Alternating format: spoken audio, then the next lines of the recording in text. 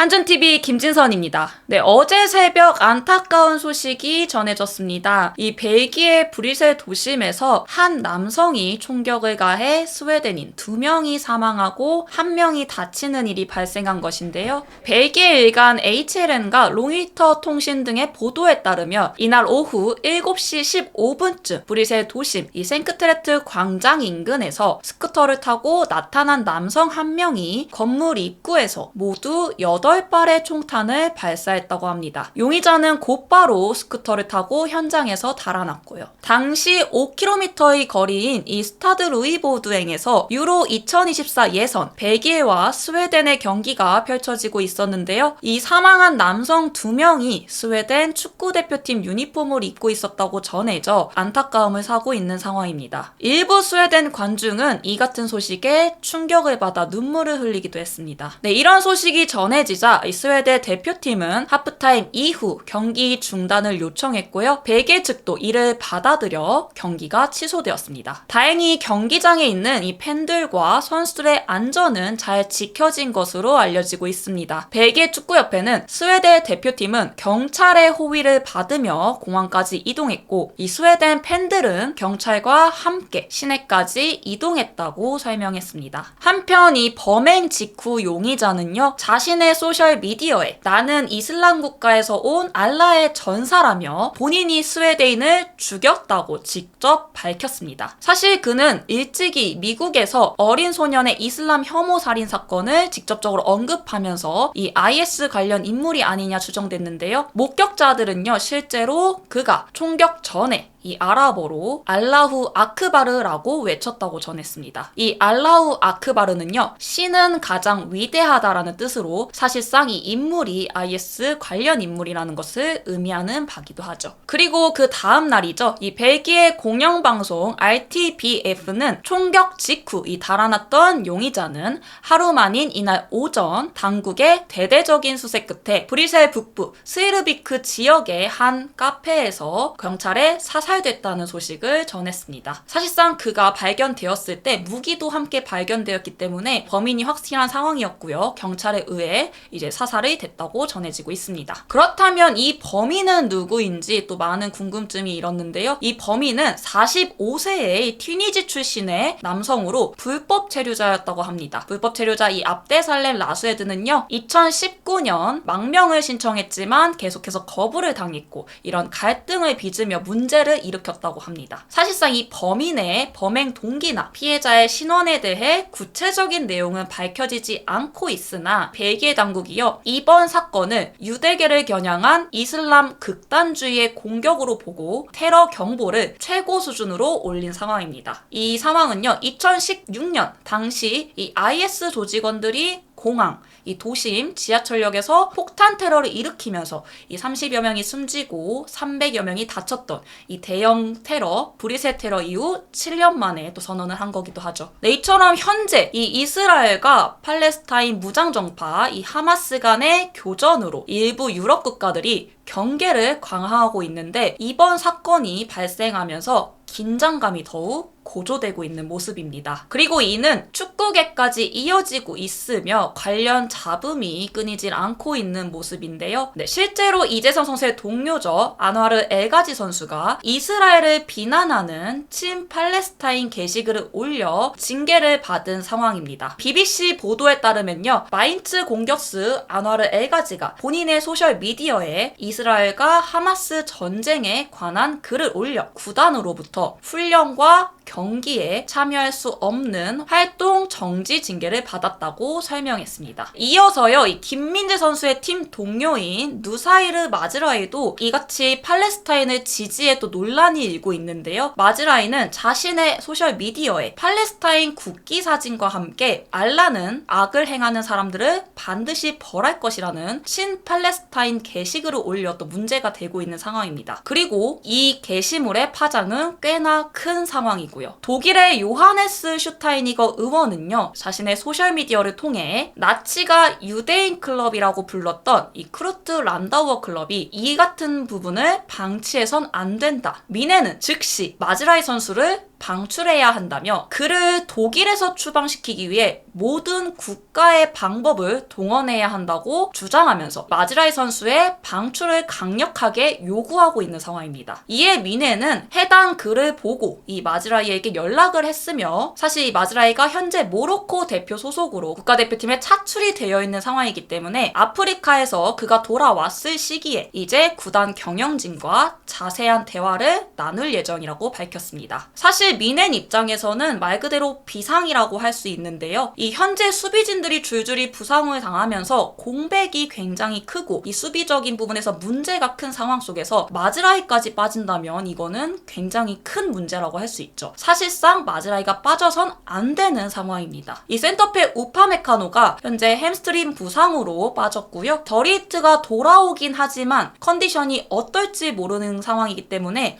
이 김민재의 파트너로 마즈라이가 거론이 되고 있는 상황이고 이 두 선수가 호흡을 맞출 것으로 예상이 가는 상황 속에서 마즈라이마저 빠진다면 사실상 미네안한테는 엄청난 타격일 수밖에 없는 거죠. 이런 복합적인 상황을 고려했을 때 이 사실상 미넨 입장에서는 마즈라이의 방출은 조금 불가능할 것으로 보이고요. 어쨌든 여러모로 또 골치가 아파진 상황이라고 할 수 있습니다. 이 독일 의원까지 직접 나서서 목소리를 낸 상황이니까요. 거기에 이 선수들 간의 갈등 문제도 또 염려가 되는 부분인데요. 미넨에는 이스라엘 국가대표 선수가 뛰고 있습니다. 이 골키퍼 다니엘 페레츠 선수가 이스라엘 출신이고요. 이 두 선수가 사실상 갈등을 빚을 수 있는 상황이고 이 선수단 전체에 영향을 끼칠 수 있는 상황이기 때문에 구단 안팎에서 더 큰 문제가 불거질 수 있는 상황이고 미넨 입장에서는 굉장히 골치가 아파졌다고 할 수 있습니다. 이번 테러 사건의 배경에도 역시 이 이슬람의 영향이 크다고 할 수 있는데요. 이 스웨덴 사람을 저격해서 벌어진 사건인데 사실 스웨덴에서는 지난 6월부터 이 이슬람교의 경전, 코란을 불태우는 반이슬람 시위가 이뤄졌습니다. 이에 분노한 이 이슬람권의 이 사람들이 보복 위험을 계속 꾸준히 해온 상황이고요. 이 스웨덴은 테러 경보를 두 번째로 높은 등급으로 높이고 실제로 테러 위협을 많이 경계해온 상황입니다. 그리고 하필 이 타국에서 이 스웨덴 사람을 겨냥한 범죄가 발생한 거고요. 이 스웨덴 사람을 겨냥한 범죄라면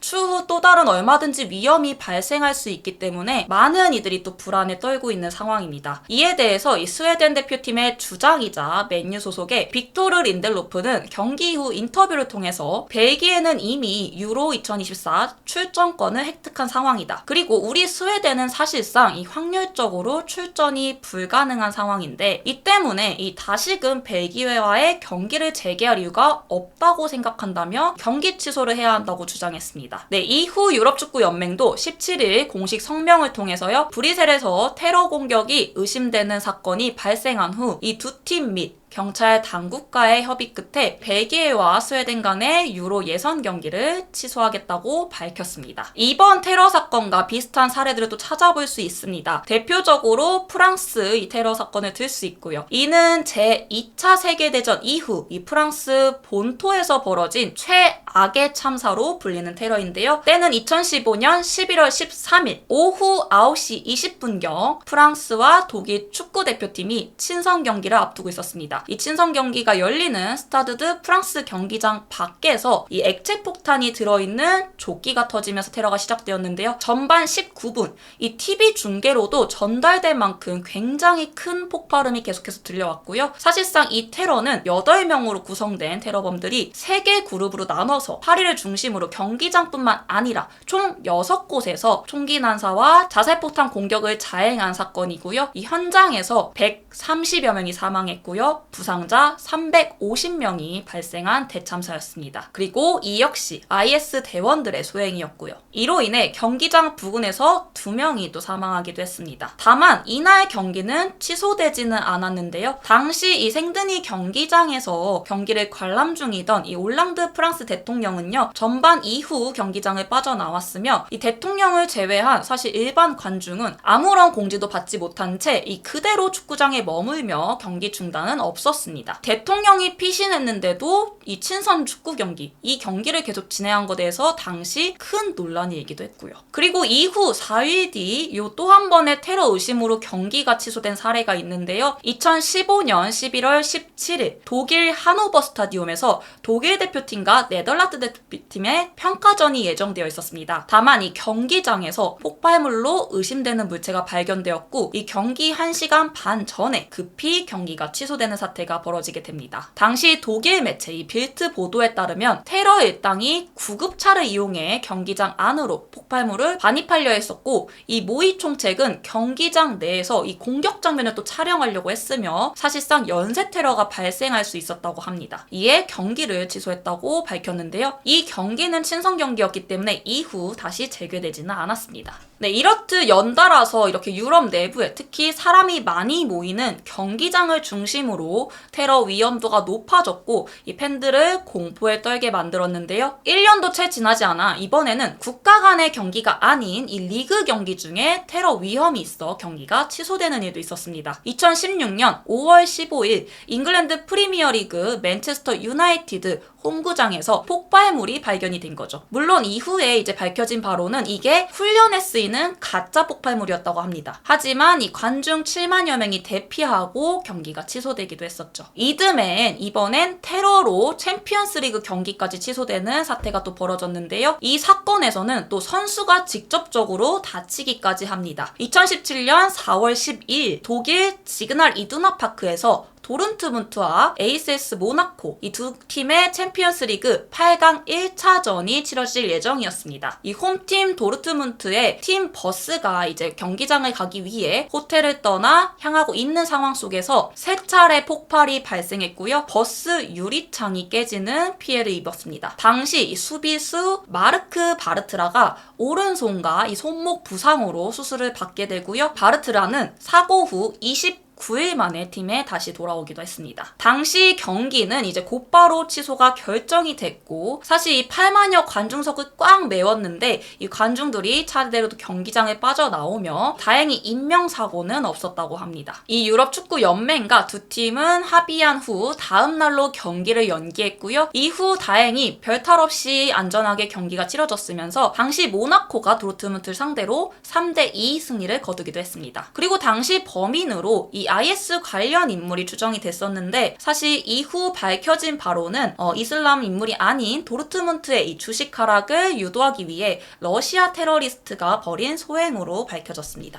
네, 이렇게 인원이 많이 모이는 축구 경기장에서 이 테러는 파장이 클 수밖에 없고 더욱더 위험하다고 할 수 있는데요. 최근 이 하마스의 이스라엘 기습 공격으로 시작된 분쟁 이후 이 서방 국가에서 반유대주의와 이슬람 혐오 정서에 따른 증오 범죄가 속출하면서 무고한 시민들의 안전이 위협되고 있습니다. 이제 이 A매치 기간이 끝나고 리그 경기가 재개되는 가운데 이 불안감은 점점 더 고조되고 있는 상황이고요. 근데 하필 이 앞서 논란을 사고 있는 두 선수죠. 이 엘가지와 마즈라이가 소속된 두 팀의 경기가 또 이번 주말에 예정이 되어 있는데요. 사실 김민재, 이재성 선수가 맞붙는 코리안 더비기도 한 마인츠와 미넨 경기가 10월 22일 일요일 오전 1시 30분에 예정이 되어 있습니다. 특히 이번 주 중으로 경기 전에 이 마즈라이 관련 소식도 또 전해질 것으로 보이는데요. 네, 해당 소식 확인되는 대로 이 한준TV에서 또 전달드리도록 할 테니까요. 확인 부탁드리고요. 다시 한번 이번 사고로 목숨을 잃은 이들에게 조의를 표하며 오늘 영상 마무리하겠습니다. 감사합니다.